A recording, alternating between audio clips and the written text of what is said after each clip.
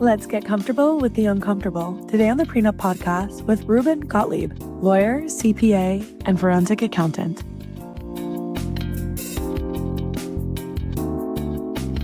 Welcome to another episode of the Prenup Podcast.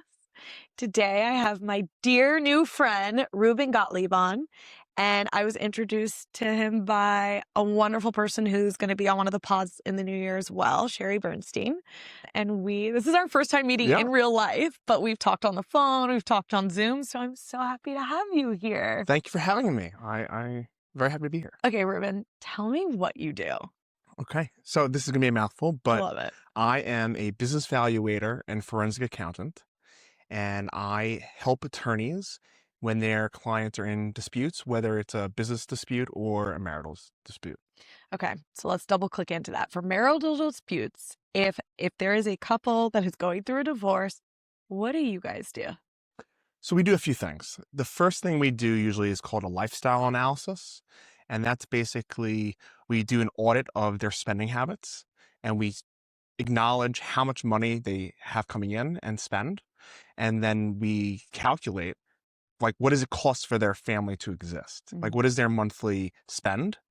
And then this way, while the divorce is being finalized, the family is maintaining its lifestyle. How often do you have families that come in and have like an idea of what they are actually spending, and it's totally different from the reality? No one knows how much they spend.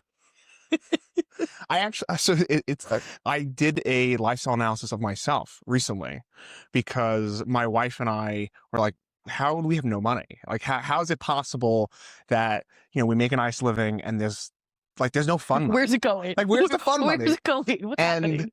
I downloaded all of our bank statements, our credit card statements, and I did everything I do for our clients. Oh my gosh. And I found out all of our money is just on food, like almost 60%. And then there's rent is like, 35%. And then it's like 5% is just like, New York's the greatest place to live in the world. Don't we love it so much? But nobody knows especially if like the non-moneyed spouse, Mm-hmm. they have no idea. They have no idea. And frankly, I didn't really have any idea what my spend was. Okay. So, I mean, first of all, fascinating. That's even like a career, which I didn't know until probably a year ago when I started really investigating and meeting all these couples and figuring out like, what are the things besides lawyers? Like, what's the team that you need to develop around you when you were going through a divorce?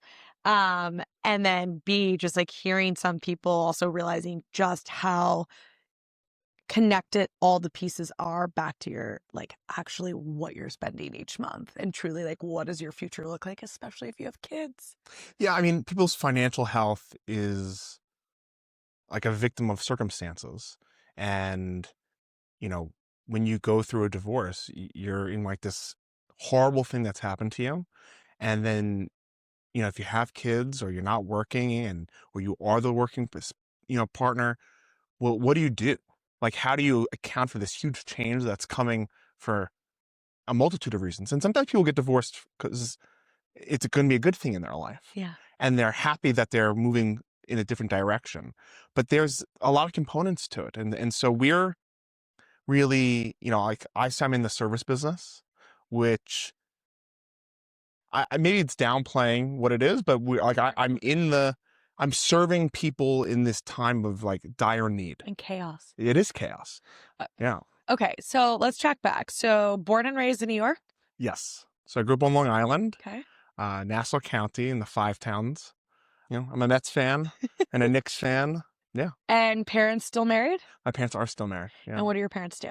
So my mom is a judge here in Manhattan, and my dad is also a business valuator and forensic accountant. So growing up, did you want to get into this field, or were you like, hell no, this is not what I'm doing, I'm going to go become a baseball player or something? Like, what was that like? Yeah. So I desperately did not want to be my father. And so I tried to be a doctor for many years, and, that was not in the cards. And so I transferred to SUNY Albany because they took all of my credits, and I got an accounting degree. And then I got my master's in forensic accounting, which was a coincidence because that's what my dad does. And then I worked at Deloitte as a consultant. And I was like, well, I don't want to go work for my dad, so I'm going to go to law school because what else am I supposed to do? And then I went to Brooklyn Law School. I worked as a lawyer for a few years. And then I was like, oh, I should probably go into the family business. But it took me, 15 years to come to that realization. Did your dad go to law school before he became a forensic accountant? My dad is the only one in the family not a lawyer. So my mom is a lawyer, my sister's a lawyer, and I'm a lawyer, and he's just an accountant. How is it around the dinner table? My dad probably should have gone to law school. He probably should have gone to law school. And we deal with lawyers. I'm not a typical accountant. Like, I'm not I don't do audits. I don't do tax returns. Like, I don't do my own tax return. Like, I remember when I first got my accounting degree, someone was like, can you do my tax return? I was like, I can't do my own. And I use tax return. It's quite embarrassing. I use tax returns to do my work. I take data from it. Yeah. But I have no idea how to fill it out in any responsible way. But yeah. Okay. So you go to school, you're like, okay, I'm gonna lean in fully into the family business after a few years of being in the quote unquote real world. Yeah. When you were practicing law, when you were like this is not my thing? So I graduated law school in the middle of the pandemic. Oh God. And I don't know if you know how lawyer salaries work, but it's bimodal. So either you make $225,000 or you make like 60 grand. And so I had an offer to work at a big firm in Delaware because Delaware is a corporate capital of the world. Yeah. And that was the job. I could either do that job and make a lot of money, or I could clerk and make no money. And I had just gotten married, and we ended up not having kids right away. But I was like, well, if I'm gonna have a kid, and I got this wife, I have to start making money now. And so I took the job in Delaware, and COVID happens, and no one's in the office. So you guys are just stuck in Delaware. So we moved to Philadelphia. I made my wife quit her job and get a new job in the suburbs of Philadelphia. And she had to go to work every day because she is a school teacher, and they were teaching in tents on the lawn in the winter with heating lamps. My gosh. And then it was COVID, so I was working remotely the entire time.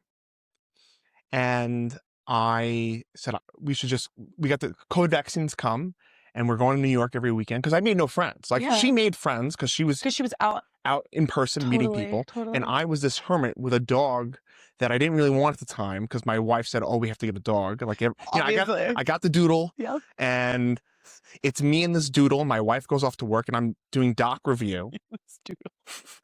And and the dog's actually, you guys are probably better friends than your best friend. Well, for like a year and a half, I really only spoke to the dog all day. And I'm obsessed. And so we come back to New York, and I'm working at a class action firm doing Delaware work. Okay. And I said, well, why don't I try doing a practice of law that's not class action? Because class action law, the clients are really just pension funds. And so having your own book of business is virtually impossible because you're always going to have to inherit it, essentially. Right. And so I got a job at a true commercial litigation practice in New York, and they used me as an accountant while I was there. Because I'm a CPA, I have a master's in forensic accounting, and they would just have me doing... Because they knew you were the guy. Right. And so I wasn't really practicing law. I was doing accounting, and I was being paid like a big shot New York City attorney, but I was doing accounting. You weren't even getting the experience that you wanted for the career that you thought you wanted. And so I was flying between California and then taking the train to Delaware while my son was just born. And I'm complaining to my folks. And my mom says to me, Dad's getting a little bit older. And so if you want to, it's now or never, because it takes time to learn a business. Totally. I'm in the business now 2 years. The learning curve, I'm still climbing it. Totally. And so I basically said to my wife, I'm going to take a pay cut. I'm going to lose out on whatever, cachet of saying I work at such and such law firm, which was like, I'd be lying if that wasn't the thing. It's fun saying you work at a name brand shop. It's kind of fun. Everyone knows how much money you make, which is a terrible, but once you've worked that hard to get a degree in something that costs so much to even attain, and so much work. I get it. And I got off on it. It's fun wearing the Brooks Brothers suit and the Ferragamo shoes and working in Midtown. Yeah. And everyone knows that you're at the shop. It's fun. Now, I still work in Midtown. I still wear Ferragamo and I still wear the Brooks Brothers suit. But, there's no cachet when I say I work for a family shop. I don't get points in like whatever social circles. They're not like, oh, do you know who? Right. There's no more of that. No, it's like I'm somehow the right-hand man, but it's not, it's not yours. It's not mine. It's just because like I have the same last name as the guy, in the corner office. And, it took a while to get to a point where I was excited. Yeah. Because, I didn't view it as being like a failure coming into the family business, but I had defined myself for like a decade of I'm not going to go into the family business. I'm not going to become my father.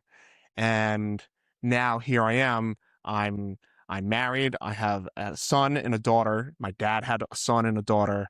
And you're like, oh my God, mirror, mirror on the wall. I am my father after all. I mean, it's really, and I sound like him on the phone. So when people call the office, they're like, hi, is this Mark? I was like, it's Reuben. Oh. Okay.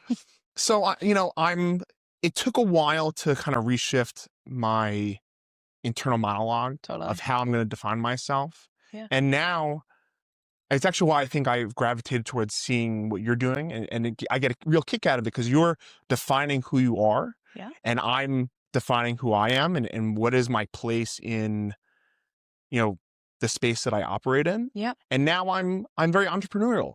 I work a full day and then I go out for drinks or dinner or we go to an event or something. I'm hustling and I'm hustling for me. And that's, as you know, it's exciting. It's fun. It's also cool too, because it's like, it's such a space that, I had no idea that this career even existed until I got into this world. And then candidly, until I started seeing my friends get divorced, even before I touched into this world, right? Of like, oh, we have to hire this person because of XYZ. And I was like, you have to hire a what to do what?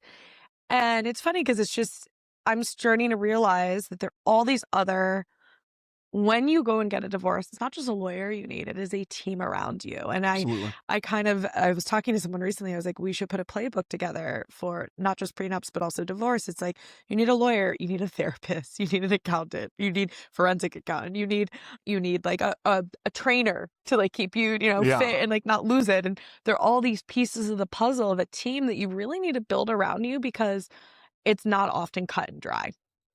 Well, what in life is cut and dry? There's almost no part of my life now that I could have predicted. True. And I have a lovely life. It's full and rich, and I'm doing things that I guess I always vaguely hoped for. Yeah. But it didn't look like this. So, okay. So for that, so you start working with your dad and you start realizing that, okay, this is an avenue you're going to go. When did you, what was your first experience with marital forensic accounting? Like, what was your first kind of deep dive? And what was it like? Like, do you directly, do you speak with the lawyer that's representing the person? Or do you speak with the couple, or do you speak with just one individual? Like, how do you tackle it? Yeah, so we are usually the first call that a lawyer makes once they sign the client. And the lawyer will call and say, listen, I represent this person. They're the non-moneyed spouse. They don't know how their life is supported. They have no access to their monthly bills. And there's a business involved. And I need to know what documents to ask. And so, people, I don't even, in my own apartment, I don't have my tax returns just in a file somewhere. I don't know where mine are. From it's in an email. It's in an email. 2019. I'm like, I don't know. Yeah. I who carries paper documents in their home? So people, they get divorced or they're thinking about getting a divorce, right? The non-moneyed spouse will go to their attorney and be like, all right, I'm in this marriage 10 years. I have 2 kids. I don't think about money, but I have to get a divorce. Like, this is not working for whatever reason. Yeah. And well, you can't just leave right away. You have to collect. You have to prepare. And just like the best things in life, you have to prepare. The worst things in life, you also have to prepare because if you go a divorce and you don't have access to anything, it's hard. Yeah. Because the person who has all of the control, they're not going to give up the control, just like during their marriage, they didn't give up the control. And now you're adversarial, and good luck. So we hold the hand of the attorneys and say, all right, there's got to be personal tax returns, there's business tax returns. If the business is, a startup, there may be projections involved. There may be, decks that discuss the business. We need to get this. We need to get the bank statements, credit card statements. We need to figure it all out. And while you're in the marital home, it's just easier to get these documents. And so we see people at their worst, and they're frantic because it's money involved. They're just really upset and they're not always upset about us, but nobody's happy to see me, and I'm sure the matrimonial attorneys, they feel the same way. Yeah. Nobody's happy to see them. Yeah. And we ask to get paid up front a little bit, and people are like, well, where do I get this money? And it's like, well, I don't know. Yeah. And people, they feel like there's a gun to their head and they're behind the 8 ball, and it's very upsetting. So we see people very upset and overwhelmed. Desperate. Yeah, absolutely. So my first foray was, just joining the firm, and the first case is, it's the same playbook. You get a phone call, they're up creek, and we got to navigate this in a way. Yeah. You have to not get upset. Like, you can't get emotional. You can't get emotional about it, because we end up saying in the office, the craziest person just called. And that's not always the friendliest thing, but they're crazed. Nobody's normal going through a divorce. You're at your worst. And so sometimes you have to take a step back and say, this person they're not even in the right place mentally to have a normal conversation. They can only be frantic, and you have to meet them wherever they're at. And you have to be empathetic and compassionate, because they don't know, if you're taken care of financially, there's a power structural difference that someone has to navigate with you or for you. And so that's our skill set, and we get to be non-emotional about it, which is helpful for us, because I need these documents. You have to get them. And then the lawyers, they have to go and they have to get them. And then we can go back to work, and, we come back in a month or two, and there's, all right, well, now you have help. Now you have, you can go to a judge or a mediator and say, well, these were my expenses. This is what we think the business is worth. And you have a starting point for an educated negotiations of how the marriage is going to end financially. Do you ever have situations where the non-money spouse thinks or believes that there's a lot more money, and when you really get under the hood, it's like, that partner's actually just been living well above their means and providing kind of a false lifestyle for themselves and their partner? Yes. So credit card debt is huge. It's not just like an article in the Times or the Journal. It's like people live on their credit cards. The two biggest things that we see are one, people are expensing their life on the company credit card. Yeah. And so, when there's a company involved and the moneyed spouse only owns a portion of the business, it actually is quite difficult to get the business's books and records. Well, yeah. Because they have partners, and you don't want your partner's ex-spouse having access to your documents. It feels so invasive. What we do is very hush hush. Yeah. People don't want this part of their life disclosed. And so there's that aspect of, the businesses are involved, and it's messy, and the people live through the business. They expense it, and it's not just a car, right? Yeah. People think, the car is run through. No, it's like meals. You have meals. It's sometimes a mortgage. There are loans that are really loans from the businesses to the owners, which are really just disguised income. Yep. And then another thing that is not business valuation, but more forensic accounting, is inheritance. People get inheritance, and they never merge their bank accounts because they have an inheritance, which is the right guidance to give someone, is that you keep your inheritance separate. Mm-hmm. Every lawyer, don't muddy it.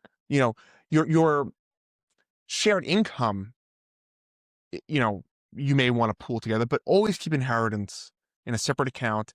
And then a prenup, and I'm sure we'll get into this, is that the prenup says, I'm going to use an inheritance to buy a home, buy a car, pay for sleepaway camp, pay for certain things. And a prenup will literally say what that money can be used for, and it's still considered separate property, right? Because the minute you intermingle inheritance with your income, it's very muddied. And so what people realize when they're divorced is, oh, we've been living off an inheritance. Like whatever they've been doing at work is just not how our lifestyle is sustained. Yeah. Which is worse, I think, because, disillusionment. And inheritance is usually a finite number. There's only so much inheritance. Yeah. Now there's some businesses where you get a trust and you get a check for money every year, but usually inheritance is like, all right, you got $1 million, you got $2 million, maybe $10 million, but an apartment in New York City, a home in the suburbs. That's a joke. It's you pay for college for 2 kids. Your inheritance that you may receive is spoken for. It's gone. Yeah. Before it even hits you. Okay, so now we're gonna get into it. This is the perfect segue of thoughts on prenups.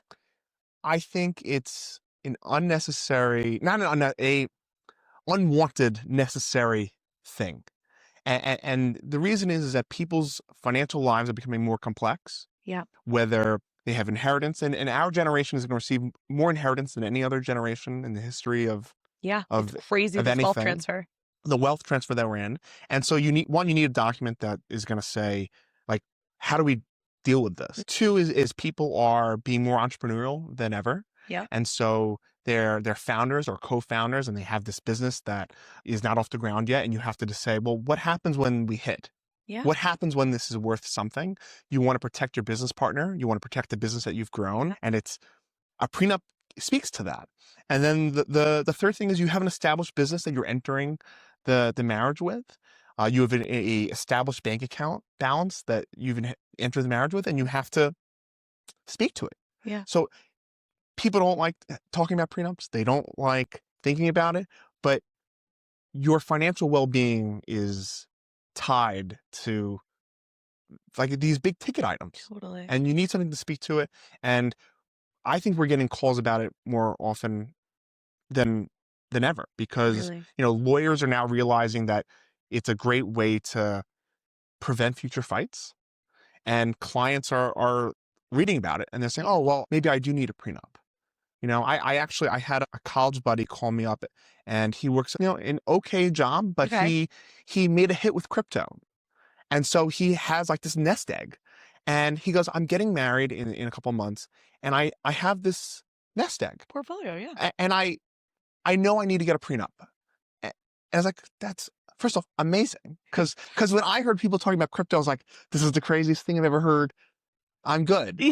And like, what are you guys talking about? Right. I thought it was just like, whatever. And like this guy, he was like a bonehead, all of college. And he's so annoying that those are all the guys from this crew and women from the crew. They, like, a few years ago, you're like, whatever they're talking about. And now they're like, I moved to Puerto Rico. And you're like, what? It's crazy. Yeah. So, he was like, I need a prenup. Yeah. And his income is not tremendous. Yeah. But he's now, and you have to speak to that, because it's now his livelihood, right? It's how he's going to buy his home. It's how he's going to retire one day. Yeah. You have to, and what's interesting about, say crypto, for example, is that people will eventually change that investment. They'll sell it off and they'll buy stocks, and they're going to change the essence of that investment. And that's why you need to keep things separate when you enter a marriage sometimes, or usually, or you need to outline in your prenup, any crypto sold stays separate property. Okay. Or any, you can, what you do with that fund. You want to maintain the separateness of it. So, okay. So you do think that more and more people are curious about prenups and are starting to talk about it? Absolutely. And I think that it's not just tied to windfalls or inheritances. It's people who they have good jobs or okay jobs, and they're like, well, it's kind of a crapshoot if you get married. right? And I'm happily over 50% of marriages end in divorce. I'm happily married, but it's you have no idea. Yeah. You have no idea what life is gonna. It's life. It's difficult. It's challenging. It's wonderful. It's beautiful. But it's having a prenup allows you to have like defined rules. So, okay, from your end of like being on the receiving end of couples that come in or clients, individuals that come in, is there for you a difference of, I would say, I don't know if it's ease, but like when someone comes and is like, I need to do XYZ, if they show up with a prenup, is it easier to navigate kind of where the finances are, or what it's going to look like, or does it really make a difference? I think it depends on the scope of our work. Okay. So if you have a prenup and you have a business, the business is usually valued to some extent. There's a, prenups are only as good as the disclosures that are being made. And so, a thoughtful lawyer will deal with someone who has a business and they will want a value because that's the starting point of what is up for sharing. Yeah. Right. So, if you enter a marriage with a business and there's a value then, and then at the commencement date of divorce, there's another value. And the difference between those two values is what can be up for equitable distribution. Okay. So in New York, and there are different states have different rules, but in New York State, there's equitable distribution. And so equitable distribution, though, doesn't necessarily mean 50-50. See, yes. It means, some fair allocation. And so, if you have a business or you have a startup or you want to know what the starting point is for what you may have to split up. Mm-hmm. And if you give up that negotiation point from the start, you've lost ground no matter what. Because if you do it before you get divorced, you do it, either prenup or postnup, everyone is happy, right? Hopefully. Yeah. And, there's no, you're not arguing over it and you're not looking back and saying, the business was really worth X or Y. So, it's the prenups are becoming much more relevant, especially when people are being, they're getting married later in life. So they're more mature in their career and there's just more on the line. Are there any like tips that you would suggest based on now being the receiving and probably some like shit shows? If you could recommend to couples, like what is a really good way to manage your finances in terms of like, what have you seen be the easiest in case there is a dissolution of a marriage? Like, what is the best way to set up for an easy dissolution, right? Like where, from most commonality of what you've seen come through the door. Right. So when you do a prenup, you have to say all of your bank statements, all your bank accounts, they have to be known. Actually disclose them, right? Because everybody needs to know what is out there. And then once you're married, some people will create a new account for their money that they grow together, as a joint account that they grow as a marital couple. Yeah. And that's an easy way of tracking what monies are coming in and out of the household. Yeah. And so when there are multiple accounts, it's more challenging. And then there's also the commingling of premarital funds and marital funds. And so it gets messy when there are lots of accounts. There are lots of things funding the marriage. Yep. And, even if you don't have a prenup, if you have a joint account and you live through the joint account, it keeps it simple. Yeah. But if you don't really know, some people don't know what their spouse makes. They don't really know, like they have a job and they don't know how their life is funded. And sometimes it's embarrassing. Like we live in Manhattan. Everyone is trying to, be rich and successful and look a certain way and talk a certain way.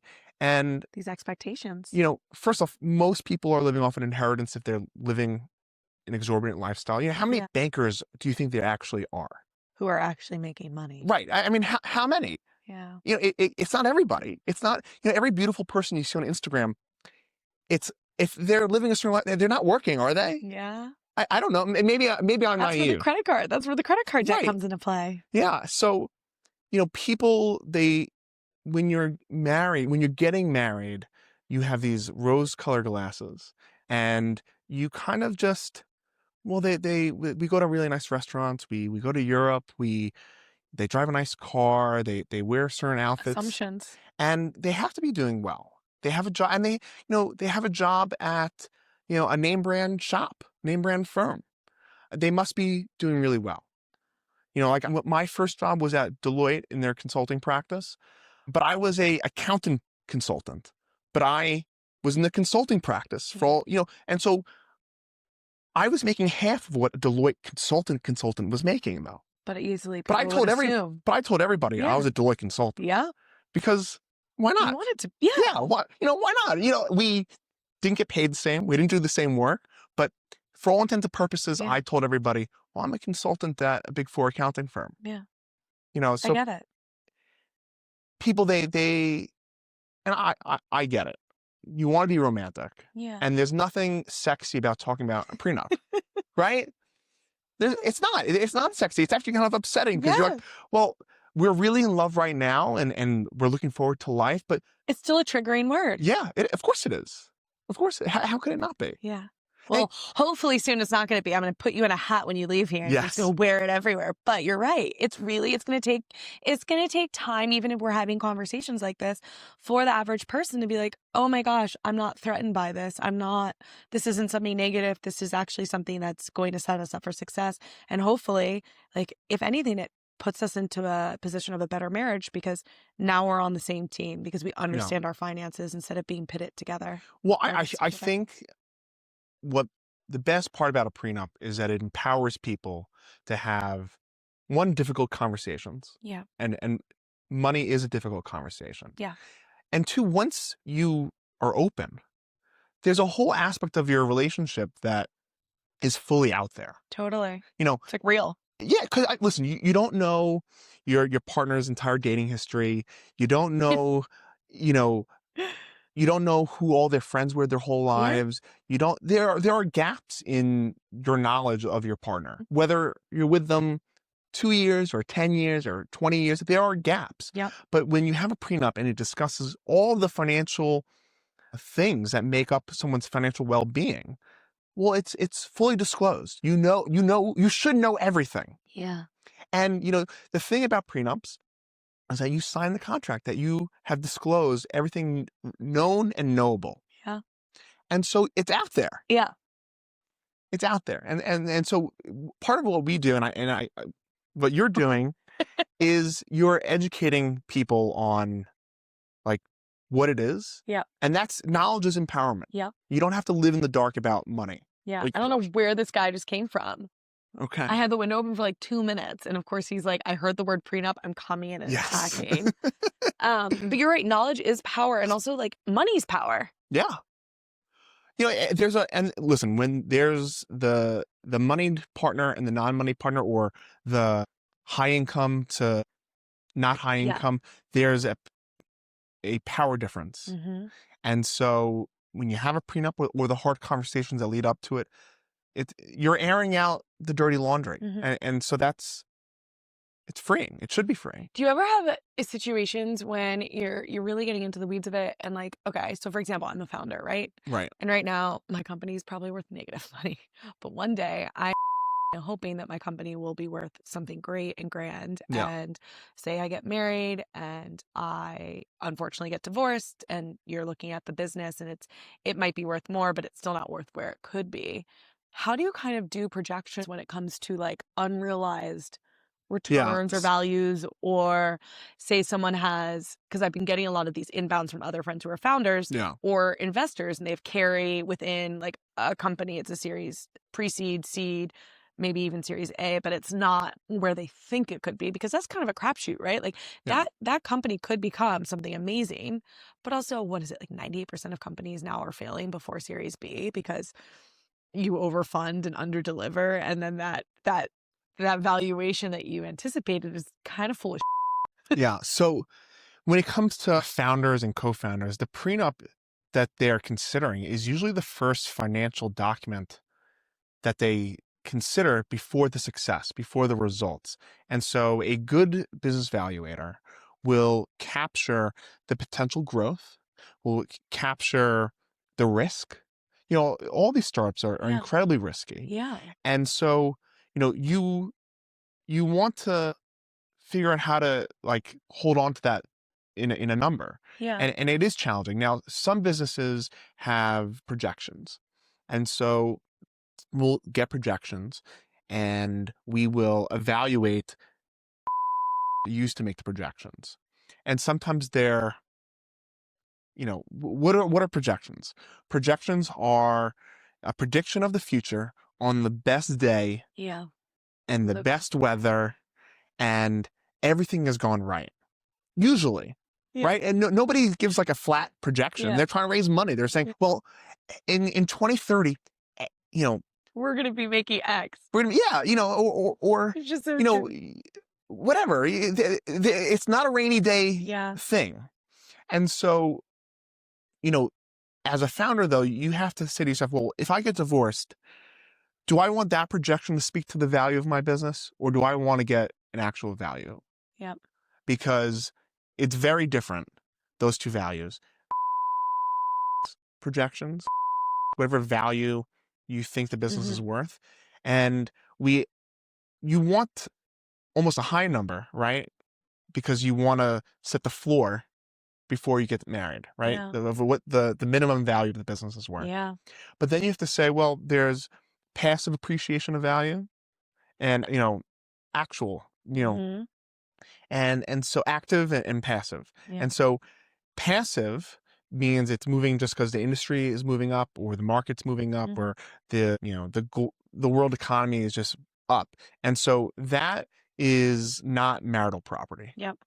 But, your sweat equity that you build in the business. So many people have that in these marriages. Right. And so you want as a founder, you want to have a value that accounts for the sweat equity. Yeah. And that's really hard to do because you're not making any money. Yeah, I was just talking to someone about this who was like, wow, like it's so cool that you're doing XYZ, blah, blah, blah. I'm like, I have made less money in the last year than like probably since pre-college. Yeah, I'm sure. Before college. Yeah. Before I bartended in college, I've made less money. I'm in the negatives. And they're like, yeah, of course. What? I'm like, yeah, it's like the most unglamorous. The reality is so unglamorous, but there is like, you take all the risk for this future reward of like, I'm going to hustle off and one day it's going to be great. But by that point, you're also kind of like, okay, what does this mean for myself and my partner, right? But it's a hard sell, right? So you're getting married, right? And so you're paying for a wedding. You're like, I'm broke. Do you want to marry me? Let's take the New York City, and this is a privileged statement about this.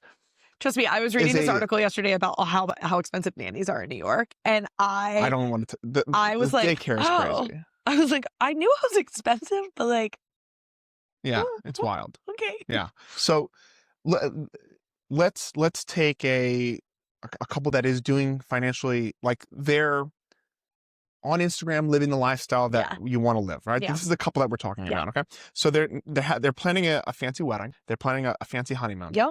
One of them has a regular job that has, some inheritance. Yep. And then the other person is a founder or co-founder of a business. Yeah. And so, you have a lot of expenses. And so well, if I'm going to hire a lawyer to write the prenup, well, that's expensive, right? That could be from anywhere from $5,000 to $40,000. And that's a crazy range, by the way. Depending on what firm you engage. It is wild. That's crazy. Yeah. It is also funny when people ask, they're like, well, what's the typical retainer? I'm like, well, there is none. There's no definition of a typical retainer. Like you can go to a solo practitioner lawyer who is incredibly competent, and it can be anywhere from $5,000 to $10,000 for the whole thing.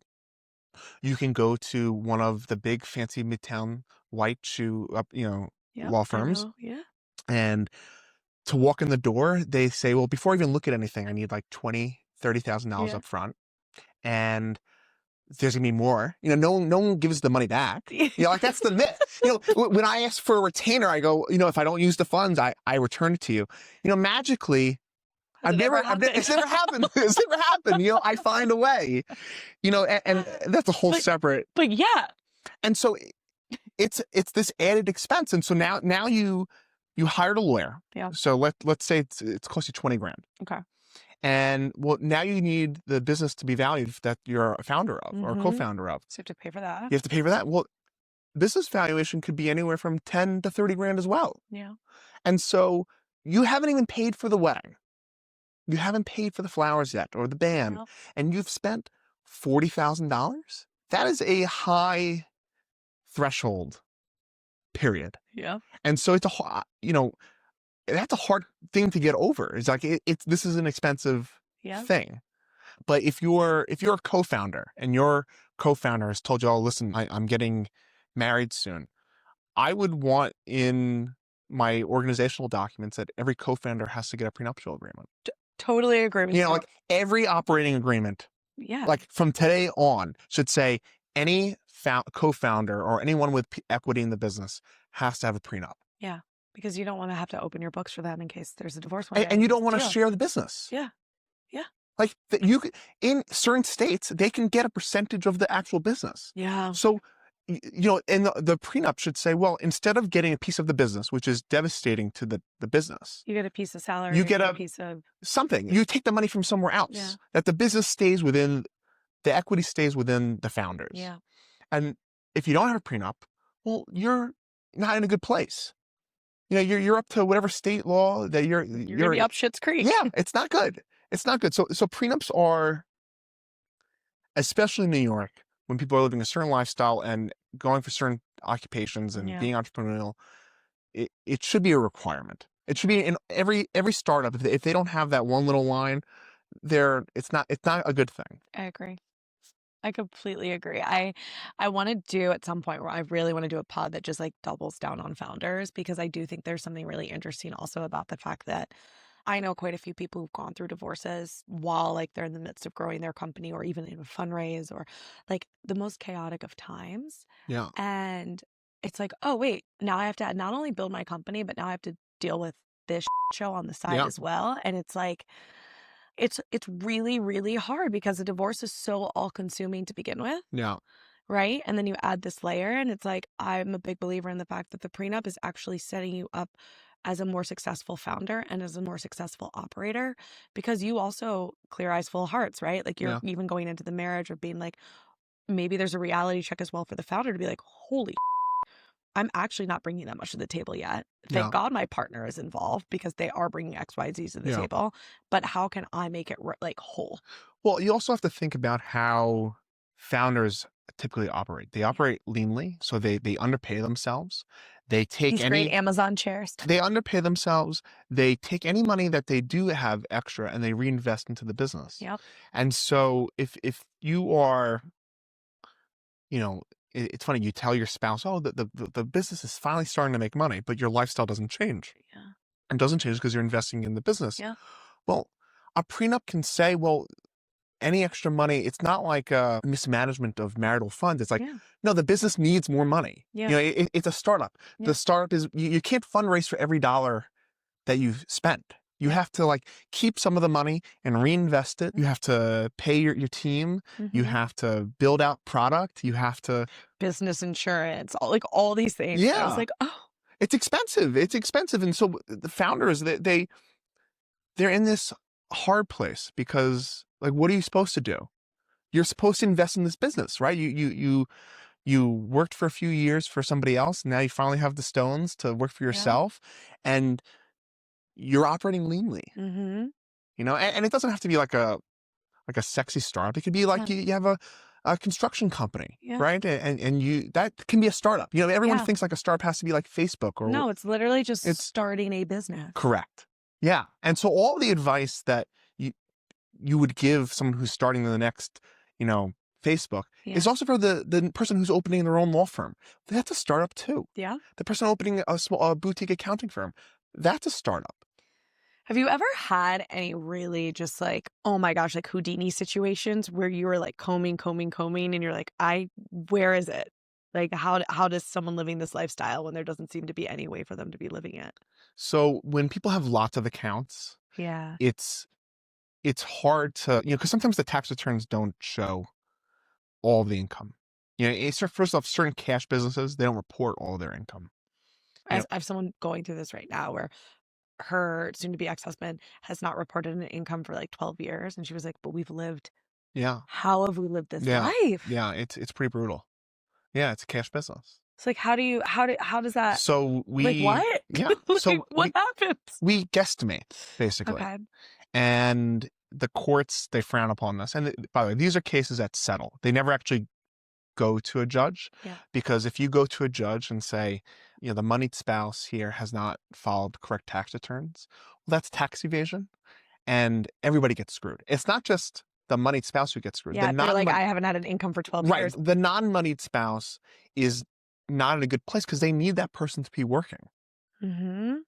And so what we do is we take all the credit cards, we take the mortgage payments, the lifestyle analysis actually becomes really important. And it's like people think it's just like it's only for maintenance, right? Like while you're going through divorce. It's like, no, I'm going to say what number the guy or girl must be making to fund this lifestyle. Yeah. And so the value of a business may not be important, but the number, like their take home, is what is important. Yeah. And so it's because you can't live a life that many years on smoke and mirrors. Like maybe 2 or 3, but not like. Yeah, I mean, there are plenty of cash businesses, small restaurants that it's cash. Yeah. Like my dad grew up in a diner. Yeah. He paid for college out of the cash register. Tips, yeah. Like awesome. That was, my grandfather would give my father cash from the cash register to pay. Now, mind you couldn't do that today because college is so much, but that is like what cash businesses do. Yeah. Like today, the local pizza shop, they're not putting everything on their tax return because they're not. Yeah. But you do see that often where people, they don't really have support for their lifestyle on a like tax return. And it's challenging. There's something to be said also about just like, I think I've been so shocked about just how unaware some really wonderful people and like really smart, educated, bright, successful people that I know are just really disconnected to like the reality of what funds their lifestyle. Yeah, I mean, so if you're living off inheritance, that doesn't show up on your tax return. So you file your joint tax return, and the moneyed spouse gives you the tax return. Are you actually reading it? I don't know. I don't understand what my taxes ever say. I'm just thankful that I have a CPA, and I'm like, I owe how much? I panic a little bit, and then I pay it. And it's not sexy to say you're living off of an inheritance. Yeah. Like it's embarrassing is not the right word, but everyone is trying to outdo each other. Yeah. You're trying to like, oh, well, I did this all on my own. And it's like, well, sometimes yes, obviously, but a lot of times no. More often than not, there's someone behind the scenes helping. Yeah. But it's like, where's that help coming from? And like, how do we track back? Yeah. Well, what's interesting about prenups is you can say, well, I'm going to get family help. Like mom and dad, Bank of Mom and Dad are going to give me a gift of, 17 grand a year. So you can get a gift you can give a gift to someone.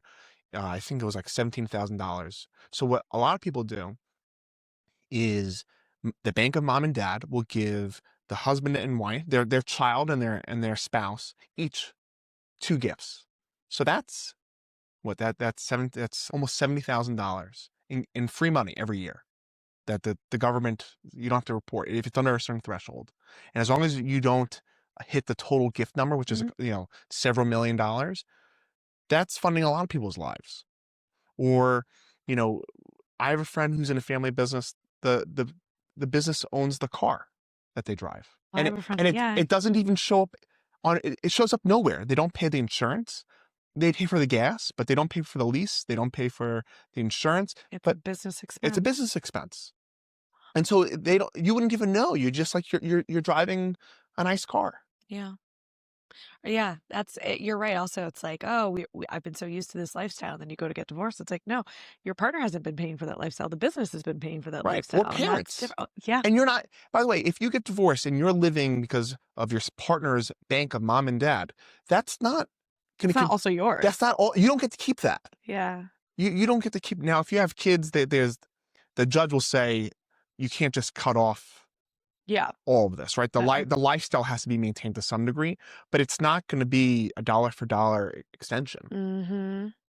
It is. I do think there's something to be said also about that, is where I think there's like this big false reality of a lot of people that I've seen who, and like some of my favorite people who are like, well, this is how we've lived for the past few years. And I still want to do this trip every winter. And I still want to do this house in the Hamptons every summer. Yeah. And it's like, you can't. Yeah. It's just not. There's also, this is the biggest thing where I always trusted people. They're like, oh, well, in New York law, it's all about like fair and equitable. And that's 50-50. I'm like, it's not 50-50. Yeah. So we did a evaluation for a guy going through divorce where they made boxes, like cardboard boxes. Okay. They made a gazillion dollars a year. Okay. Of course, someone makes boxes. Boxes. What am I doing? What? And so they made the boxes in Mexico, and they would go to Mexico multiple times a year. And every time they would go to Mexico, they would go to these resorts. And so the ex-wife was like, well, I want to go on 2-3 vacations a year still. You don't get, that doesn't continue, right? In the divorce proceedings, you don't get to say, well, I got 3 trips a year, 2 trips to Mexico, 1 trip to Europe. That's not a continuation. The no judge is going to be like, you can spend $60,000 a year on vacations. That's crazy. But it's so true. Yeah. And I feel like that's a lot of people I know. Yeah. Oh my gosh. So then how do you, and you have to go through it, right? And be like, this was a business expense. This was a personal expense. And then in a weird way, you're also like exposing them both, right? For like co-mingling or co-mixing or leveraging business funds for personal pleasures. So the phrase we use is discretionary. Okay. So what happens is we have a small business or any business, privately held business. Yep. And they're living through the business. Mm-hmm. They put the credit card down for dinner. Yeah. They pay for the car and everything. Yeah. And so what that really means is, so you know what an income statement looks like? Yeah. Okay. And so for people who don't know, you have your money coming in, you have operating expenses, you have depreciation and taxes, and then you have net income. Mm-hmm. Okay. And so if you have discretionary spending, your operating expenses are really high. Okay. So that means if your operating expenses are really high, you've artificially lowered your net income. And you've actually sort of artificially lowered your taxes. Mm. And so when we are valuing a business and we say we're using the income approach, and there's a few approaches, I don't know how deep we want to go into business valuation, but that's for our second pod.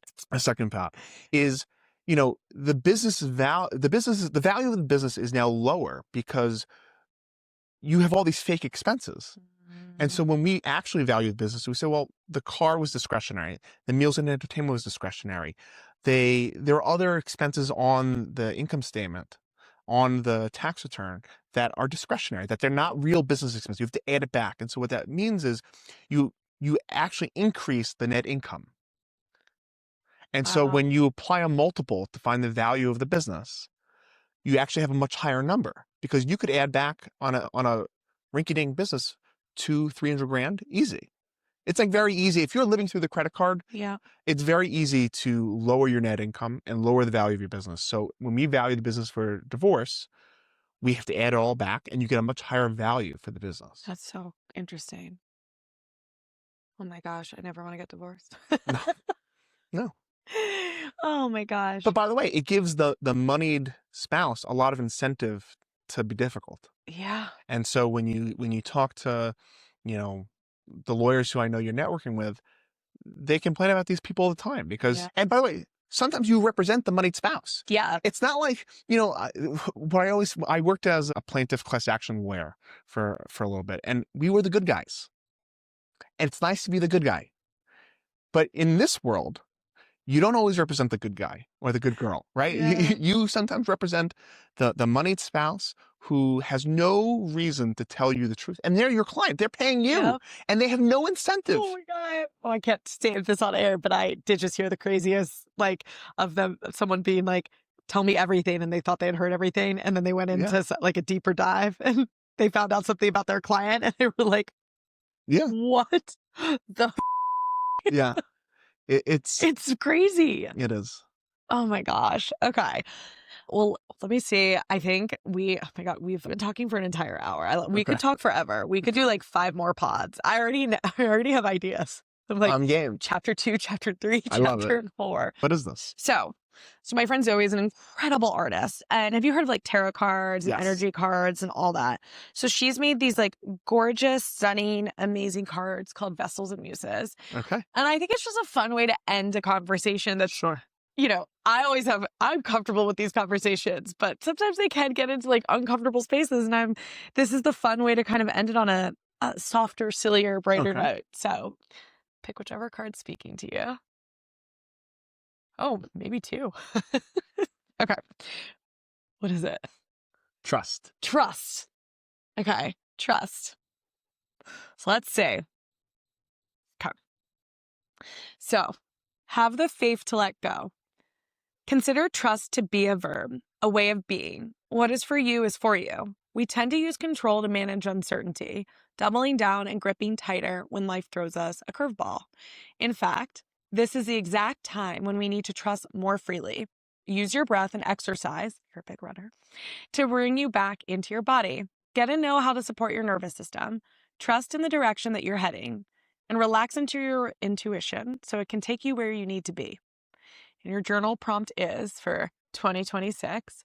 What can I do to ensure that my body, heart, and mind are safe and open so that I can trust? Oh, I love that. Isn't that good? Amazing. Yeah. I'm going to take a photo of it and send it to you. So please do. You can look back to it. But it's just like a fun little thing to do at the end. So this was awesome. Yeah. Thank you so much. Let's go get a drink. Yes. This was the best. Thank you.